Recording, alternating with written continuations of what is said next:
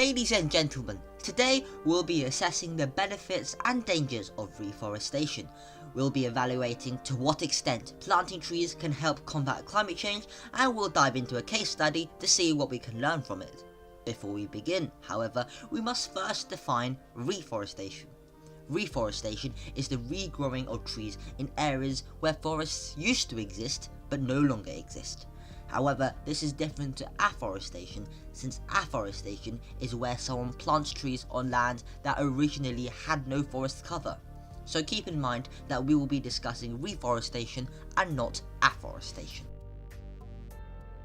Firstly, reforestation is beneficial because it increases biodiversity by creating more habitats. Forests are home to almost half of the world's species, from spider monkeys to woodpeckers and from lynxes to owls. But because of climate change and deforestation, our planet is losing its biodiversity. Wildlife supports ecosystems that we humans rely on. We get water, food and medicine from the natural world, so we must preserve our planet's biodiversity. Reforestation can reduce these adverse effects because replanting trees can create more habitats for animals to inhabit and thrive. More trees also mean that more carbon is absorbed and stored, helping to combat climate change. Trees sequester carbon via photosynthesis and they keep it in their trunks. This is why half of the weight of dried wood is carbon. Forest soils also contain large amounts of this substance. Because trees are major carbon storage reservoirs, we can help fight climate change by increasing their number. Therefore, in many ways, reforestation is a decent solution to climate change, but we must not forget that reducing greenhouse gas emissions is unequivocally more effective. This is something we will discuss later in this video. The economy stands to benefit from reforestation too, since the practice creates more jobs, especially for local people. For example, those who lack the skills in other sectors of work can gain employment by helping to grow new forests and conserve nature. US research suggests that $1 million invested in reforestation can create 7 times more jobs than the same amount invested in fossil fuels, which is why going green and planting trees is vital for the economy. Furthermore, trees conserve soil, and reforestation efforts can reduce desertification. These majestic life forms have extensive root systems that help bind the soil together around the tree. The forest canopies also play a part because leaves and trunks act as a buffer to slow down rain, decreasing the rate of soil erosion.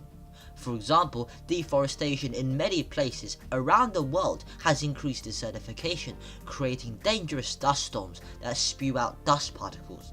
These particles pose significant risks to human health, and, according to the World Meteorological Organization, they have in total caused 400,000 premature deaths in the over 30 population. Reforestation is a solution to this problem because of the valuable work trees do to conserve the soil. Lastly, forests improve air quality, so more trees mean fresher air. Trees remove gaseous pollutants such as sulfur dioxide by absorbing them through the stomata along with other gases. Hence, many studies have shown that the quality of air inside forests is significantly better than in cities. But why does this pollution harm us in the first place?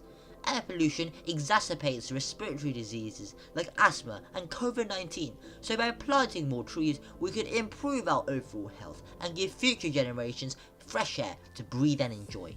Now it's time to look into the potential dangers of reforestation.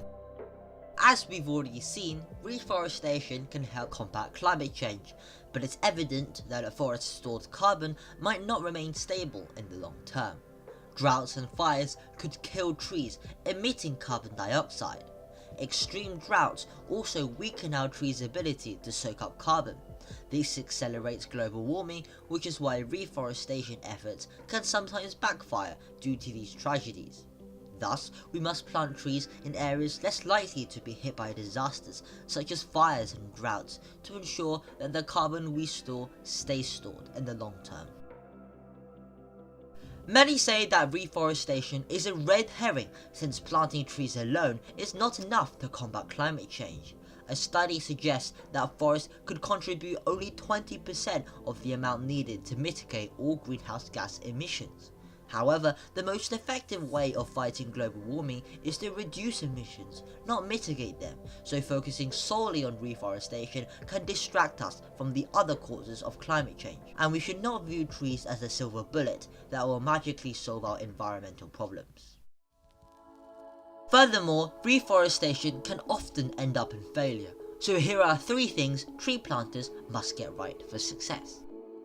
Firstly, we must avoid monoculture forests at all costs. Planting trees of 1 or 2 species harms biodiversity because they do not create a suitable habitat for wildlife such as birds. In fact, large monoculture plantations are almost always destructive, and some can even emit carbon dioxide instead of absorbing it due to the lack of biodiversity.